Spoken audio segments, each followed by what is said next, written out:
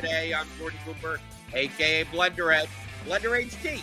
You want to follow me on Twitter? And it's Friday, May 24th. We'll be taking a look at the 11-game MLB slate tonight on DraftKings and FanDuel. It may actually end up being a 10 or even a 9-game slate. We'll have to take a look at some of the weather reports, but hit that thumbs up button on your way in the door. Give me those thummy thumbs. Hit that thumbs up button, the like button, the subscribe button, the notification bell to always know when we go live here on Friday. Since we don't have MMA this weekend, we're talking MLB with TJ Zwarych. You're going to be doing what, Prize Pick stuff today? It seems like your name is on like half the stuff that, like, every day is like you're doing a little bit of this, you're on crunch time here, you do that. So it's I guess this is a busy.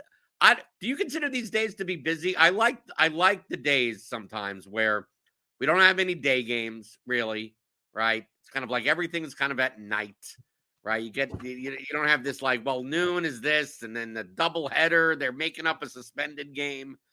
So this almost feels like a light day for me, but I don't know. Maybe you think otherwise.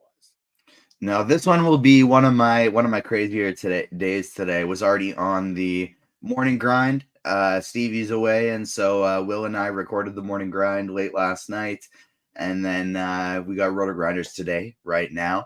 We got MLB Prize Picks article coming today, NBA Prize Picks article coming today, and MLB expert survey, and then I will be on Grinders Live with Dean and Bobby later today. So very busy one today, but I don't mind.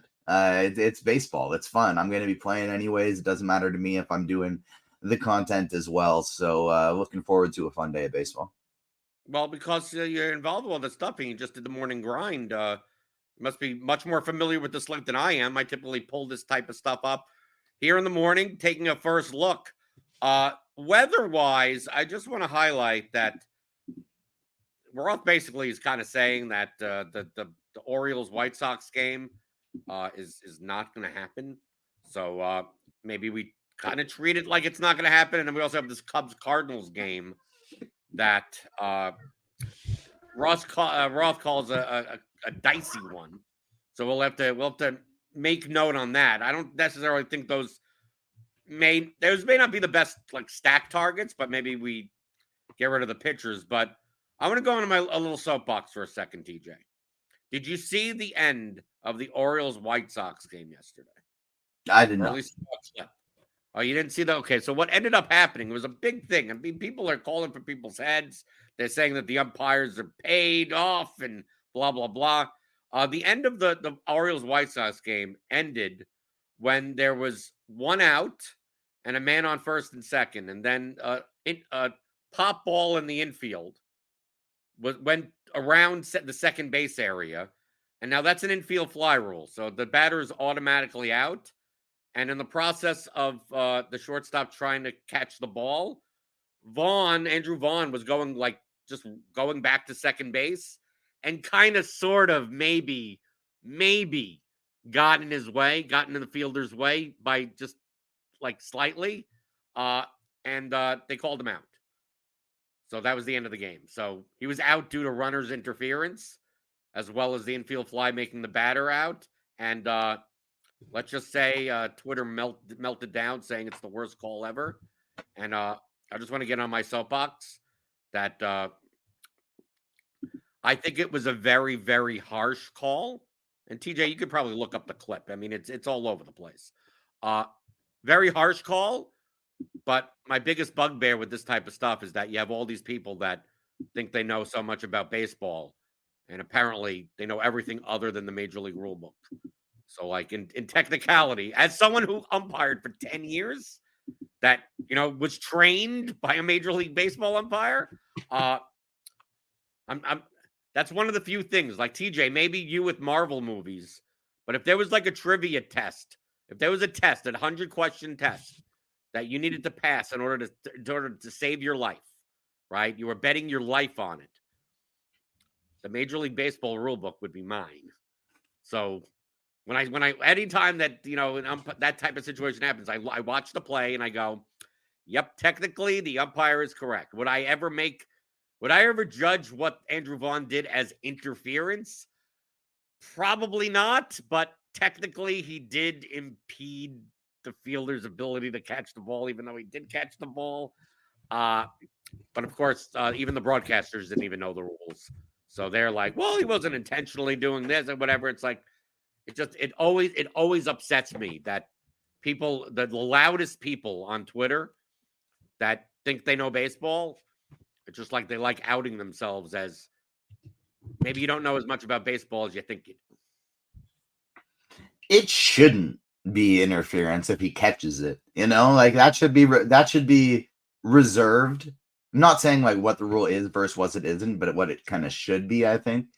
Right, you can argue, TJ. I have no problem with people arguing that shouldn't be the rule. That's fine, but people are acting as if the umpire just making up stuff, just making up shit, right? Like this is not like what are they doing? They have it out for them or something. It's like, no, that is the rule, and it doesn't even matter if he catches the ball or not. I mean, interference, it doesn't require that to be the case. It's stupid. Yes, I get it's stupid. But that is the rule. So I went on Twitter last night to kind of just say, like, yeah, extremely harsh, probably absurdly harsh call. But I mean, it's the same type of stuff we see it all the time with like phantom double plays, right? They're not really they're around second base or batters that swing and their foot like a toe goes outside of the batter's box by like this much. No one calls that stuff, right? They're left-handed pitchers that do the pickoff motion where they barely move their leg so that it shows that they could throw to either, like that's technically a balk, but it doesn't get called. And this is kind of like on that like level of like, what are you doing, guy? Like does this really need to be called? I mean, it's not like they ran into each other. Like if they ran into each other, it's kind of hard not to, right? But in this case, not so much. So there's my soapbox. I just wanted to put that in for, they're not going to play in Chicago tonight. So I might as well get that in on a Friday. But you took a look at the slate for the morning grind. From what I could gather from the bat projections, seems like a quite wide open pitching slate today. I mean, my natural inclination is take any team against the Rockies or the A's. But they are playing in Coors. So I'm not sure, $7,200 Sanchez is going to be on the top of my list. But like this ownership is like, do you really think, TJ, that there's going to be one pitcher that's going to be like 30% owned on this slate? Yeah, just because it's so big. I am very disappointed. And for one, I don't understand the projection, but I'm very disappointed that we may lose Shota Imanaga because he was going to be my top tournament pitcher on the slate. And for some reason, he just has a terrible bat projection, but he's been the best pitcher in baseball so far this year. But kind of looks like we might miss that one. And it sucks, too, because I actually really like the Cubs stack, and I really like the Baltimore stack today as well, going up against the White Sox. I mean, we're also missing Corbin Burns today as well if that game gets postponed, and he's true. He's another expensive pitcher. Yeah, that's... Like, that really changes the slate, because I was going into it in the morning grind last night thinking, like, all right, we're going to play some Christian Scott. We're going to play some Christopher Sanchez. Those will be my cheap SP2s. I'm going to try and load up on these expensive 10K and above pitchers like Zach Gallen, like Corbin Burns, like Shota Imanaga. And now without potentially Burns and Imanaga, it kind of leaves Gallen as the only one up there. If he's only going to be projecting now, we're still projecting for 20+% ownership for Corbin Burns right now. And so that's going to be, mixing in elsewhere, probably a lot of it going towards Gallen. But as it stands right now, I do really like Gallen for that ownership level. I do think he's still the SP1 overall on this slate. And personally, I'll likely be fading Justin Verlander in what I think is going to be much increased ownership as the day goes up. If it stays at like that 20% range, then yeah, sure, it's the Oakland in Oakland. I'll still be playing him. But if that happens to creep to like 30 or above, I'm probably going to be X-buttoning Justin Verlander tonight. Is the case against Justin Verlander is that like the matchup is good, but like Verlander ain't the same Verlander as he once was. I mean, I think he has the highest strikeout prop, or one of the highest strikeout props. He has about a similar strikeout prop as Zach Gallen. But I mean, for the price, I mean, there are a lot of other pitchers in this mid range that you can play. Can you tell me a little bit more about Christian Scott? Because I think, as far as like, I think a lot of people are going to play two cheaper pitchers. I'm not sure if people are going to play the cheapest pitcher. I don't think like Ross Stripling against Houston or Braxton Garrett against Arizona or stuff like the cheap stuff. But like these guys in the 7 and 8K range, like Scott, like Sandoval, even Darvish against. I mean, do you think people are going to play Darvish against the Yankees? I mean, I tried playing Castillo against the Yankees, and that didn't really work out as well as I hoped it would at lower ownership. So outside, I mean, you also have Sanchez there at 7,200 in Colorado, and targeting the Rockies is never a bad thing. Bailey Ober's in this range. Are these pitchers in this mid range that significant? I mean, for like 2,000 or more under Gallen, are they? I mean, the bad projections would say that Gallen does project better than these pitchers, but not really by that significant of an amount. As it stands at this point in the day, like if I was building a single entry team, I'm playing 150 tonight for what it's worth. But if I was building a single entry team, my pitchers would probably be Sanchez and Scott, and I would go with the cheap guys on this slate. Sanchez, I don't really care that it's in Coors. Colorado isn't great, especially against left-handed pitching. Or wait, they actually might be. Hold on. So did you? Yeah, like they have a couple guys. They have a couple guys, okay. But specifically against left-handed pitching, the strikeout rate is high. I'm looking at last year's stats. You look into this year, and it's not quite as high, but there's still not really any power in this lineup outside of Ezekiel Tovar leading off. So I do like Scott. I don't really care. Or sorry, Sanchez. I don't really care that it's in Coors. He's got a massive ground ball rate. He's been doing such a good job of keeping the ball on the ground. Hard hit rate's pretty high, but decent enough strikeout rate. Goes down a lot to righties, which isn't ideal, but because that's who he's mostly going to be facing. But I think at this point, you're mostly just looking for him to keep the ball on the ground and mow down Colorado regardless. Without Imanaga and Burns, I don't think we're as worried about too many pitchers putting up like a 30-plus point score on this slate anyways. And then for Scott, it's a pretty good ballpark. Obviously, it's not a ballpark downgrade for San Fran because they're leaving home and it's actually a little bit better. But he's pitched well this season, 26% strikeout rate to righties, 21% to lefties. Should get a decent amount of righties today in the San Francisco lineup. And they're just fine, they're pretty average. And so it's $7,900 pitcher with some strikeout upside. I like him quite a bit today on this slate, just because without those big guns up top, there's no one that really feels like a sure thing. We got Zach Gallen, who I like, but he's fairly expensive. We got Justin Verlander, who's probably going to be picking up a lot of ownership, who's 76 years old. Yu Darvish is playing some of the best baseball of his career, but he's facing the Yankees. Sandoval at high ownership, that doesn't feel great. There's a few other guys. Even the matchup against Cleveland, I'm never a big fan of upside against the Guardians because even though they may not hit many home runs, I mean they don't strike out much. Yeah, there's a couple other guys I'm willing to take shots on in tournaments, but I think Scott and Sanchez, to go along with Gallen, are going to be my top three on the slate. Okay, so to be clear, if you were playing a single entry lineup today, you'd be playing Gallen plus one of those two, and not just Scott Sanchez. I'd probably go double cheap just because that's how I like to roll sometimes. But in terms of my MME builds today, I will likely be having those three pretty much tied as my highest owned pitchers.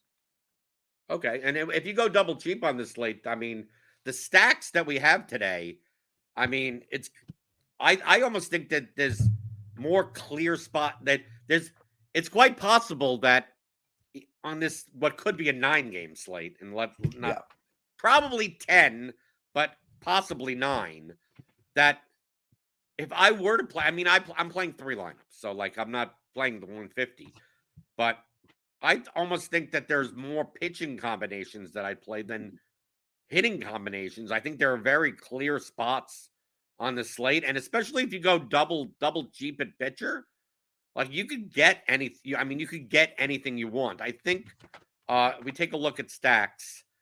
I get the sense that the Red Sox are going to be over-owned today, even though our ownership hasn't really been updated. Is that they have a 5.06 implied run total, which is not the highest on the slate, but I think it may be the 3rd highest. Let me take a look. We have the Dodgers 5.52. We got the Orioles, which won't play. Philadelphia, obviously 6.2 in cores against Ty Block.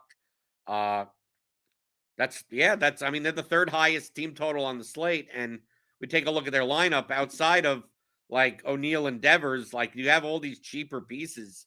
I mean, they got 2K guys in their lineup, right? I'm not saying that they're great guys, but you got the Connor Wongs, you got the David Hamilton who can play both middle infield positions. I just get the sense that if people are going to pay up for Gallen, and they're going to play something like Gallen Verlander lineup, I think you're going to end up, if you were in lineup HQ and you put in 5-man stacks, I think you could get a lot of Red Sox.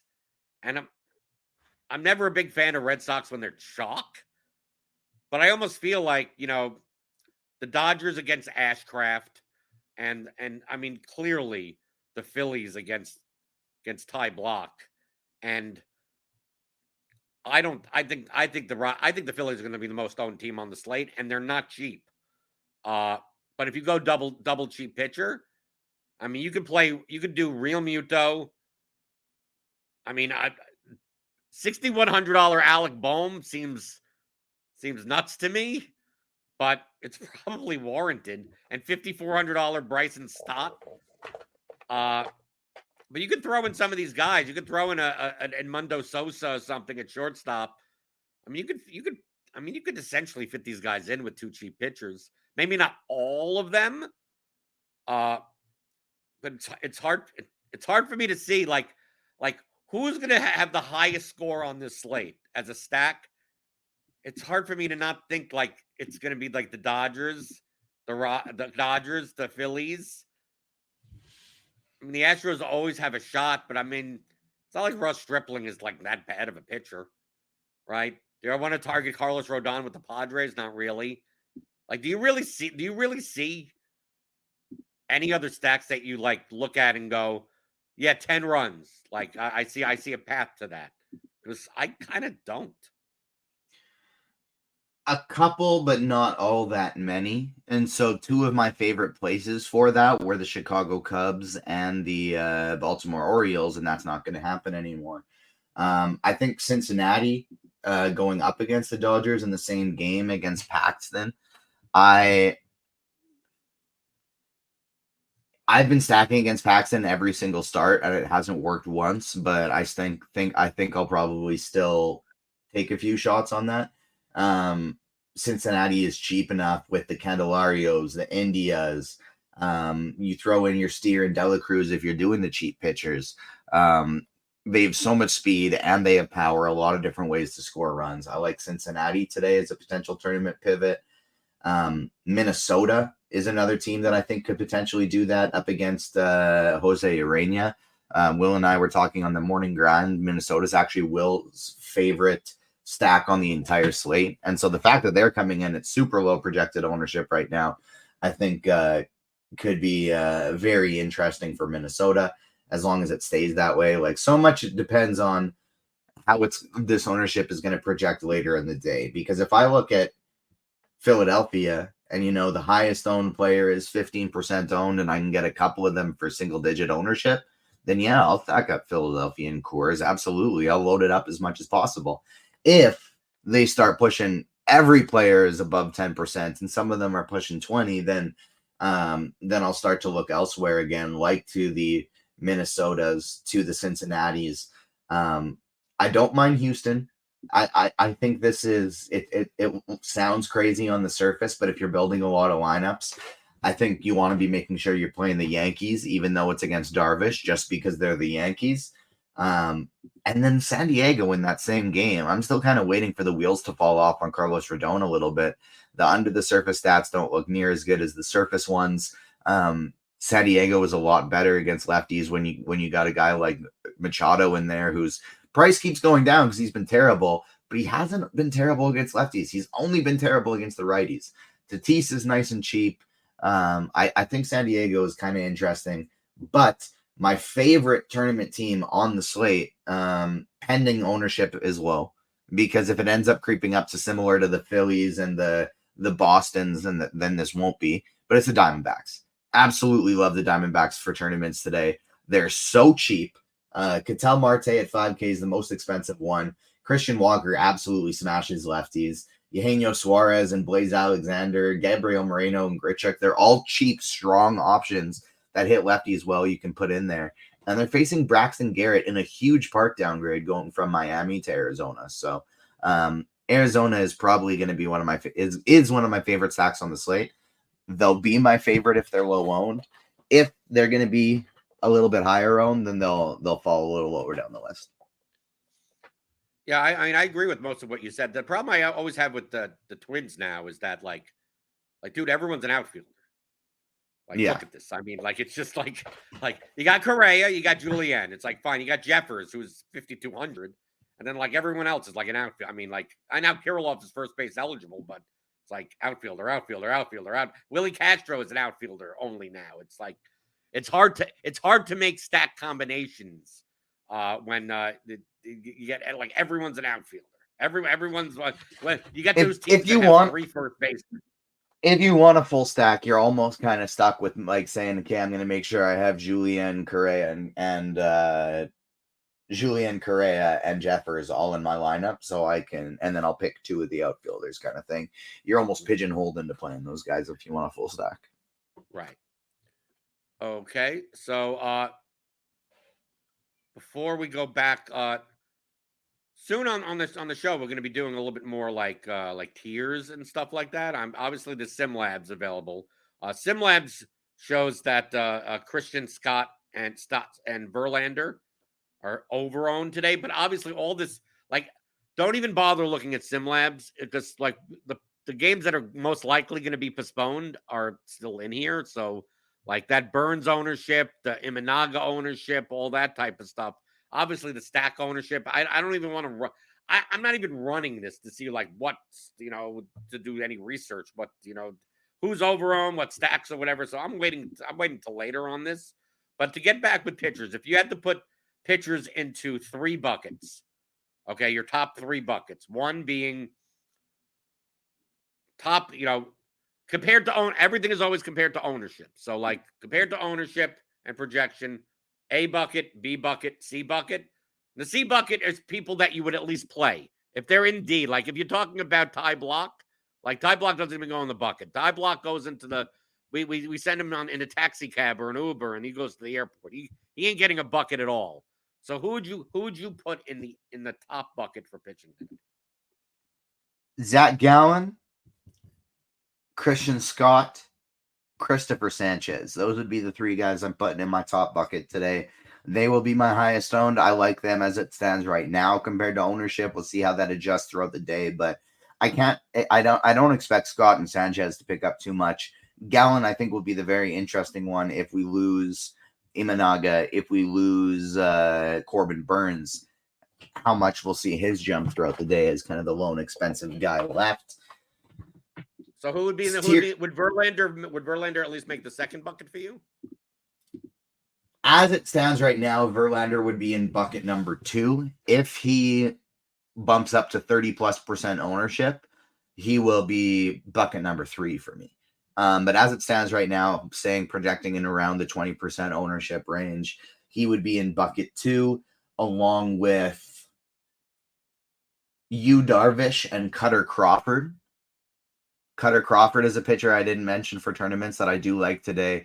I would like this game more if it was in Milwaukee, but even though the Milwaukee lineup is good, the total's good, they still have some strikeouts there in that lineup, and Cutter Crawford has just been consistently strong all year, and 18 points from from an 8.9K pitcher. That might be enough tonight if we lose these big name pitchers. And then third tier, I would have Bailey Ober, Patrick Sandoval, and Kyle Harrison as that tier for me. Okay. So not great. The guys I'm considering. Right. So you're not gonna be playing like guys like you're not gonna play Braxton Garrett. I mean, obviously you like the Diamondbacks, so you're probably not gonna be playing Garrett at 50. Sanchez is the cheapest I'm going on this slate. Okay, so anything under Sanchez, it's like they don't get a bucket. They're going to the homeless shelter today, right? They ain't making the lineups. They ain't getting any shelter whatsoever. So from a stack perspective, I'm going to bring up the bat stacks page, which you can get if you're a bat subscriber here at RotoGrinders. These are based on the current projections and everything from the bat, which obviously will be updated. I'll go through from a ceiling perspective in the bat, and you tell me, what tier would you put them on? A, B, C, D, or E? So the Phillies. And remember, we're comparing this to ownership. So, I would personally put the Phillies, from a projection standpoint, they're obviously an A tier stack. I'm not sure if I would put them in the A tier if I think they're going to be 20+% owned on this large slate. Then that would kind of bump them down to the B tier. But not if they were 99% owned, that's the only way that they would make it down to the E tier. So I don't think it's going to get to that ridiculousness. To me, I think I'm not sure. It's people like galaxy braining themselves a lot. Sometimes that maybe the Phillies aren't going to be because they're all expensive. Maybe they're not going to be as owned. They may be the most owned, but maybe not as owned as they really should be. So me personally, I put them on the A tier, but I don't know about you. Yeah, I think we'll leave them at the A tier just because I don't think the ownership's going to get that out of control because, like you said, they're very expensive. You can mix in the Christian Paches and the Edmundo Sosas and all of a sudden make it work. But if that's the only way to make it work, getting expensive pitching, and then you do the Scott and Sanchez style lineup, and you're able to mix in a few of those guys that are 7% owned, 6% owned. That's a good enough way with the pitching to get your, because I also think most of the people will probably do one expensive pitcher and one Miles Michaelis, Jose Urena, Braxton Garrett type garbage to make an expensive stack work. So you do those two lesser owned pitchers, you mix in one or two low owned Phillies, and I think that stack works perfectly fine. My cat Shadow agrees. He likes the Phillies today. I guess I'd keep them in A. What tier would you put the Dodgers on? Also A. Just a massive park upgrade going from Dodger Stadium to Great Canadian Small Park. So love the Dodgers today. They're not as expensive as I expected them to be when I was looking at them last night. Andy Pages' price has gone down. We're probably going to get Hayward in that lineup. Kike Hernandez has been hitting the ball a lot better lately. And then, of course, all the top tier guys are great. But even Mookie Betts, he's cheaper than we've seen him almost all season now at 5,900. So Dodgers are in their A as well. And would you put the Diamondbacks in the A tier also? Yes, I would. It's very exciting to see them as with such a high ceiling in the bat today. Yeah, the bat always loves the Diamondbacks. How about the Red Sox? I think the Red Sox may be over-owned today, but I mean against Bryce Wilson, I mean at minimum they're in the C tier, but I could see them being a B tier stack. It really just depends on how many people are going to try to jam in, expensive pitcher and some of the cheap Boston bats. Even if people played the Red Sox as a 3-man with their other stack, I mean, it doesn't seem like you're very high on the Red Sox, but I mean, I'm not, if they're going to be heavily owned, I'm not a big playing Red Sox chalk type of person. Yeah, I think we'll keep them in the B tier for now. Just because of that potential high projected ownership. If that goes down throughout the day, then I think they bump up to A tier. If they get very high, I think they bump down to C. But as of right now, I think it's B because some of those cheaper guys are projecting for pretty highly owned. But we have a guy like Devers projecting for 5% ownership right now. So if that's the case, like I'll just load up on the expensive Red Sox. Okay, I know that you said you're probably playing some Cutter Crawford today, but the next on the bats ceiling projection list is the Milwaukee Brewers. What tier? I mean, I have to assume that they're not going to be very owned. I mean, I wouldn't put them as low. Are they at least a C tier stack to you?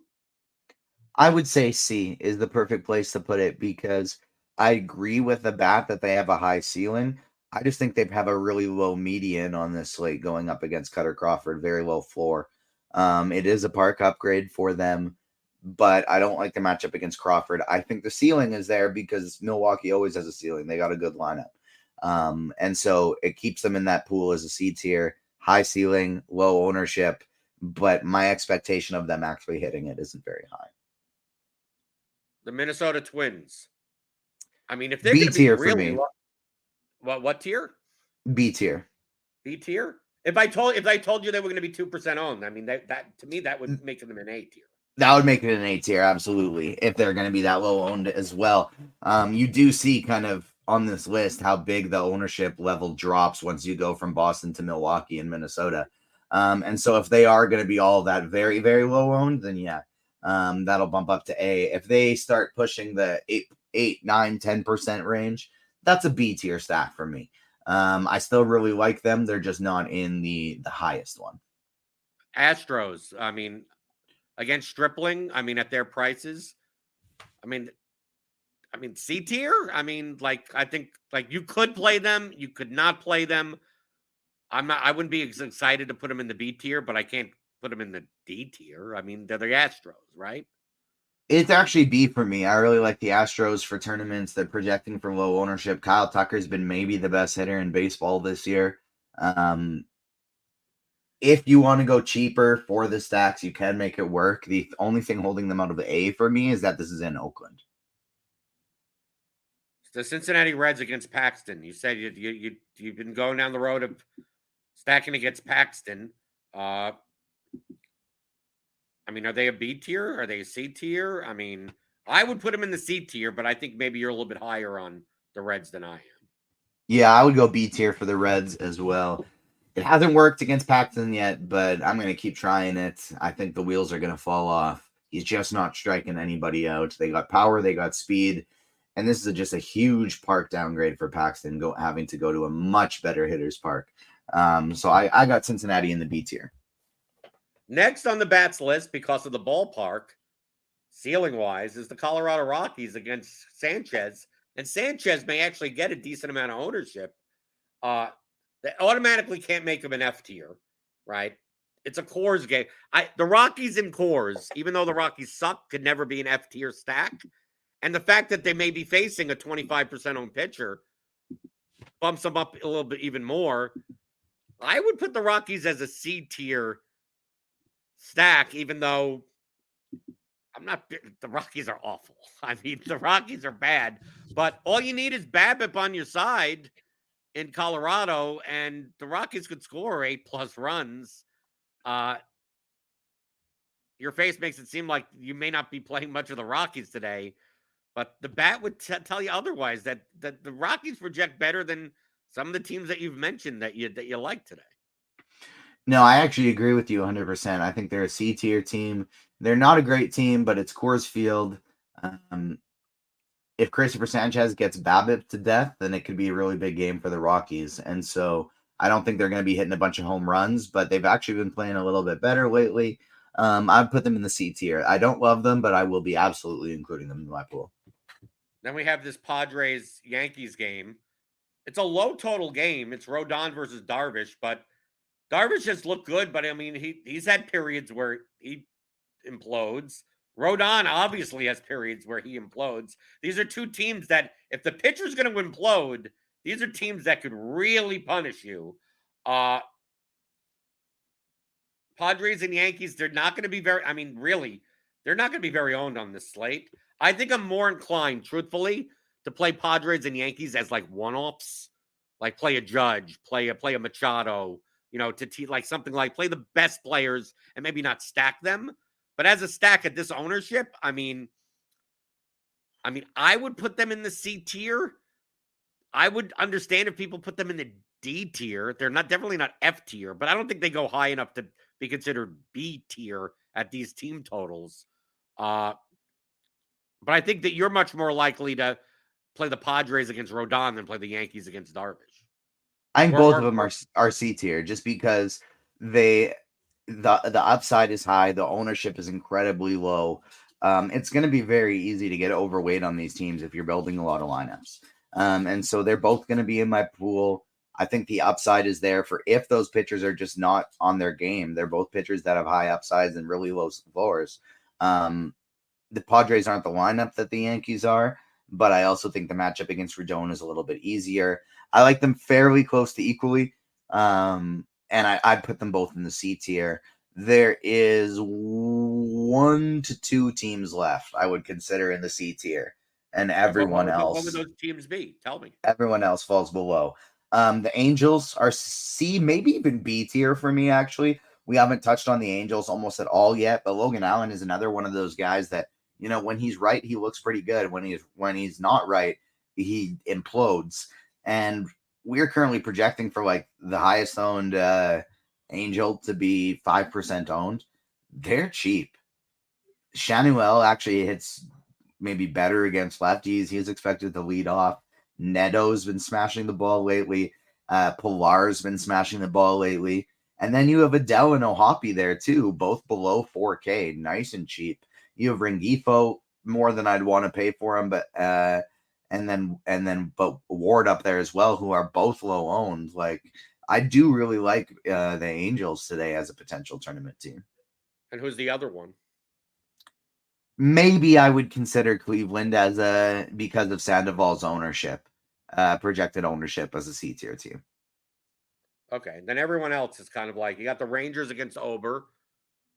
I mean, who's left that you would put that you would not put on the F tier?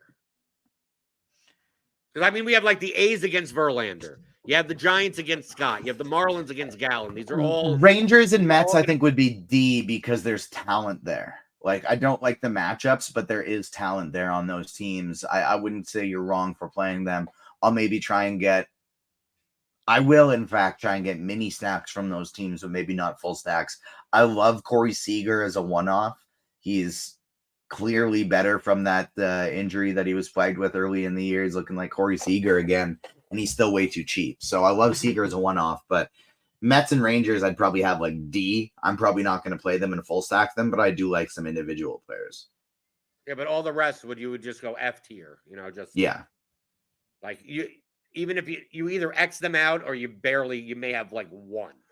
Yeah, like I will go through and X out the entire Marlins team. I will X out probably the entire Giants team. Or maybe not. I was talking about this a little bit on the morning grind.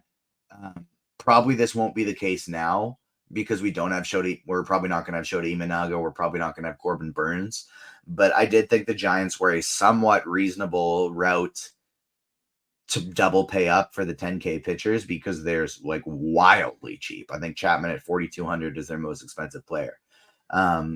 So when that was the case, I thought they were viable. But I mean, if I don't need that salary anymore, they're going to be an X out. Okay, so you're going to have a Prize Picks article later today for MLB. Any MLB sneak for preview? No, hold on. I want a sneak little nibble. If you got any starters, any Prize Picks starters, right? I mean, obviously you can't do one pick on Prize Picks, but maybe there are people out there that have 4 locked in. They need a 5th one for a flex, especially on Flex Friday. You got one in the can that you could share with people before the article comes out? I will do you one better. I will give them 2 that they can throw out there already. We're giving them 2. I'm feeling generous today. We're giving them 2. First up, Kyle Tucker, more than 1.5 total bases. This guy has just been lights out all season. He's facing Ross Stripling. Yeah, that might make it tough to knock one all the way out of the park, but you know what? It isn't tough to do, and that's hit a double. I think Kyle Tucker, 1.5 total bases, is something we should basically never have listed on Prize Picks. Like, he should be either not have his total bases there or have the 1.5 as a goblin, where it's not a complete payout structure, or just have him listed as 2.5. So Kyle Tucker, more than 1.5 total bases is the first one. We do have him projected in the RotoGrinders projections for 2.6 total bases in this game. And then the other one is Corey Seager, more than 7.5 fantasy points. He's projected for 8.3 fantasy points and has just been absolutely lights out lately. Homers in 3 straight games. Not that really matters, but I think it's relevant when we don't know how to predict when a hot streak will begin or end, so we're not going to bother trying. But I think it's relevant when he started the year hurt and so bad, and now he clearly has that power back. So Corey Seager, more than 7.5 fantasy points is the other one. Since you're here and everyone likes them, I'm going to add. See, I wanted you to only give you one tries pick so I could get one Spidey bomb, because I know you're going to give out the Spidey bombs later. And I see Spidey in your background. I see TJ. He's there. I know he's told you he's there. I can see him in the background. So how about a Spidey bomb for the people in the morning? I don't mind doing it one bit, because one of the reasons it made it easier to give out to players was because one of them is going to be the Spidey bomb as well. And it's because this matchup is in Oakland, it's making the home run odds a lot better for Kyle Tucker, because obviously it's much more difficult to hit a home run there. But if he hits it 400 plus off of Ross Stripling, who doesn't strike anybody out, it's not going to matter. And you can get him for plus 400 on FanDuel compared to the other top guys on the slate. Like, Kyle Tucker's leading the league in home runs right now, and Kyle Schwarber's 255, Gunnar Henderson's 2.8 plus 285, Rafael Devers plus 285, Aaron Judge plus 285, Jordan Alvarez on the same team in the same game in the same top stadium, who has been nowhere near as good as Kyle Tucker this year, is plus 285. So plus 400 Kyle Tucker is Spidey Bum number one of the day. And I even got one for people. Because I've already gotten most of my stuff in. I got Taylor Ward plus 650 on Caesars against Logan Allen. So obviously price matters. I mean, that's why it's like there's a difference between like, oh, who do I think is going to hit a home run? Who's projected to, and the price that you're getting. So like Taylor Ward at like plus 300, don't do it, right? It's Taylor Ward at plus 650. You could probably even get that down. Like, let me take a look right here. Like, even if you wanted to get plus 600 or plus 550, I think it's still fine. But right now, Caesars does have Ward at plus 650. DraftKings has him at plus 600. As I always say, get the best price. Get the best price, get the best number. So that's one. I got a whole bunch of home run props, but that's the one. That's the one of them. Also, maybe Tyler O'Neill, Tyler O'Neill plus 425 on BetMGM. That's another. So those are my two. I think that's good. I think that's good enough for the people. I think we did enough for the people. You can get Mookie Betts for 375 today too. That's another one that I like. No, I actually got that as well. What do I got it at? Let me see. Where are the Dodgers? Where am I going? I don't mind just saying 375. I don't mind saying stuff like that just because I try and usually get sneakier for the Grinders Live Spidey bombs, and so I'm not going to be saying Mookie Betts. Right, but still plus 375 is a good price. I see it right. I see it right here. I've not put that in yet, but I would. It shows an edge according to the bat projection. So there you go. There's another one. See, we do too much for the people. And you know what, TJ? They don't do enough for us, right? They don't hit enough of the thumbs up. Where are the likes? Where are the likes? Where we do all this for the people. Spidey's in the background.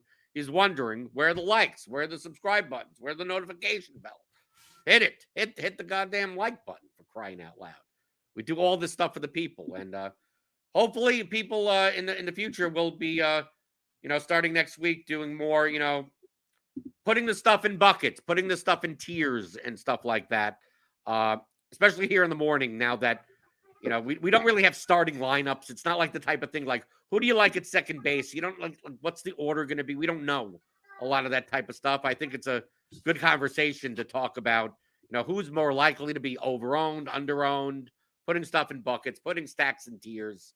J3 says people would be more apt to hit the like button if producer Steve got more FaceTime. Producer Steve at 11 o'clock in the morning, you don't want to see his face. You don't want to see, he doesn't want to be up this early, okay? You don't want to see his face. Then later in the day, he's fine. But I'm glad that at least the audience does like producer Steve. It's 9 in the morning over here. Producer Steve is on the East Coast. It's 9 a.m. over here. He's got to wake up. He controls. If he wanted to get FaceTime, he could get FaceTime anytime he wants. He could just pop right on up, right? Okay, right? No, he's same with me. Never mind. I forget because he's his New York fandom that he isn't actually located over there. So he's same as me. Never mind. I'm in Eastern time. I shouldn't be the one complaining. That's why I'm fine. I come to the show. It's like 11 in the morning. Okay, I'm fine. I'm good. Yeah, that was one of the benefits of doing the morning grind last night is I already had looked at the slates. I already had a general idea of what I wanted to do. So this show was 9 a.m. my time this morning. I set my alarm for 8:45. J3 says that you should make some crepes before the show tonight. Is that a reference to something that you talked about? I made crepes for a Mother's Day brunch for my wife, mother-in-law, and mother. Okay, were they good? What type of crepes? They're great. They are great. That is kind of like my sweet ones, not savory, sweet ones. That's kind of like my breakfast specialty. What fruit? Like fruit ones, like peaches. So we had a bunch of different fixtures. We had strawberries, bananas, kind of like regular syrup, maple syrup, Nutella, whipped cream. So like everyone could kind of like someone that knows how to make crepes knows that those are crepes, because some people like crepes and it's just like, no, you're just making a tortilla like it's a flauta tortilla with just crap in it. Like that's not a crepe. Yeah, no, it's that was one of the first ones that I had like a little bit of a babysitter when I was little used to make them, and so it was like a little bit of a nostalgia thing when I was growing up that I would always love them. And so as soon as I moved out and I was on my own, that became one of the first things that I would make all the time just because it was really easy. It's eggs, it's milk, and flour. And I would just make crepes all the time when I was on my own, 18, 19. And that became one of like my little meal specialties. Was she a hot babysitter? No, she was very old, but she was old and she was mean. She used to watch soap operas in the living room while she was babysitting us, but say like we weren't allowed to look at the screen because it's inappropriate. And so we would have to be in the room that she was in, not looking at the TV that she was watching. And so like as a young child with ADHD, that's incredibly difficult. But she really, really could cook well. So based on what you heard, were you more of a General Hospital kid or a Days of Our Lives kid? It was Passions. Oh, Passions. Oh, there's a with the creepy little child. That's all I remember. There was a creepy little child and an old lady who would always talk to each other. Yeah, but who knows how old the old lady is when you're that age? Like someone that's like 42 years old is like old. Right? You know, I meant like I thought like maybe that was in my that's a great point. But like when I meant old lady babysitter, like she was already like in her 70s when she was babysitting us. Oh, okay. Because back then it's like, it's like, oh, you're 37 years old. Wow, you're really old. It's like, and then once you get it was like already retired from another career, husband fully retired, and then just running a daycare service because they were just like bored, I don't think people are saying that you must have been a handful to this child. I wouldn't have thought so. Why? I had a lot of energy when I was little, so it's like I was the kind of like at 3, 4, 5 years old, the bounce off the wall kid. But as a teenager and late like adolescence, no, I wasn't too tough to deal with. I like to have my fun, but wouldn't do anything too irresponsible. Would just do good enough in school to get some B's and some A minuses, and that was good enough for me. And had fun with my friends without doing anything, too dumb. Lots of sports though. I didn't have time to do too much too dumb. Would you have thought that I was a handful as a child? I could see you being like a really crazy like toddler, but I feel like as a teen, I don't know. No, as a kid, I would probably like the perfect kid, like because as someone that diagnosed with autism late in life, like I was the kid where all you have to do is give me like a calculator or like some little thing to figure out, and it's like I could just sit in the corner for 4 hours and like not bother anyone, and just Yeah. like give me 4 books to read, and I'm just there, never causing a fuss or anything like that. And then once you figure out, once you start getting to be a teenager and like, oh yeah, all this stuff doesn't make any sense and these rules don't matter. Like then I'm more of a handful. But then I was more independent, so it's like I Yeah. don't have to do any of this stuff. I'm leaving. I'll be back. I'll be back later today. Like I'm out of here. Right? You don't have to deal with me. I'm not going to be here. I'm just going. I'm leaving. Okay. No, I was not a handful. Not a handful whatsoever. Okay. J3 says that they even have irresponsibility in Canada. That was good. That was good. I'm not gonna give you crap when you make good Canada jokes, J3. It's the one where it was like, I don't even remember the one you said. It was like, do they have burgers in Canada? It's like, come on, you can do better than that. I know you can do better. This one was good. This one was really good. I know we didn't specifically talk about FanDuel, but since it only has one pitcher there, Chris Brown is basically saying that Gallen is probably going to be way more owned there as the single pitcher. Or I don't know about the pricing there. Is there anything different that you would the only thing about FanDuel is that you don't have to play the garbage. You don't have to play the cheap guys, right? You don't have to worry. Yeah, Verlander's priced up a lot more over there, and so it'll be interesting to see with like, I know like on the bat, Verlander projects for a little bit more than Gallen, so it'll be maybe some of that Burns and Imanaga ownership will go to Verlander instead of Gallen. I do think Gallen is probably the kind of cash pitcher I'd be rolling with over there, but my favorite is Christian Scott at 8,200. Okie doke. So there you go. FanDuel. Hit that like button on your way out the door. I'll say it again. Be responsible. Don't be a handful. Don't be the audience that's a handful. Hit that thumbs up button on your way out the door. Hit the notification bell to know when we go live. We got Grinders Live later today. We got Crunch Time later today. They'll break down once we get all the lineups, all the projected ownership, the postponements, whatever's going to happen with the weather. Tune in later today for even more detailed breakdown. The TJ will have his Prize Picks article up for premium members. Remember, we're running a deal. You want to get 6 months free? Yeah. Oh, free! It's free. Why are you giving stuff for free? It's ruining my sales read of like, you need to get premium. 6 months, $250 off. Click on the link in the description. But if we're giving everybody, why even bother? We're giving everybody. I'll be on the expert survey later. That's premium. You got to pay for that. But yeah, Grinders Live, Crunch Time tomorrow, Crunch Time on Sunday, Morning Grind on Monday. I'll be back on RotoGrinders Today next Friday. It's people are gonna be seeing a lot of me over the next little stretch. Is that a threat? You bet it is. Okie doke. I'll be back next week. I'm always here for you guys, right? Monday through Friday, 11 o'clock Eastern. Talking about all things you're thinking about. Daily fantasy, props and pick on RotoGrinders Today.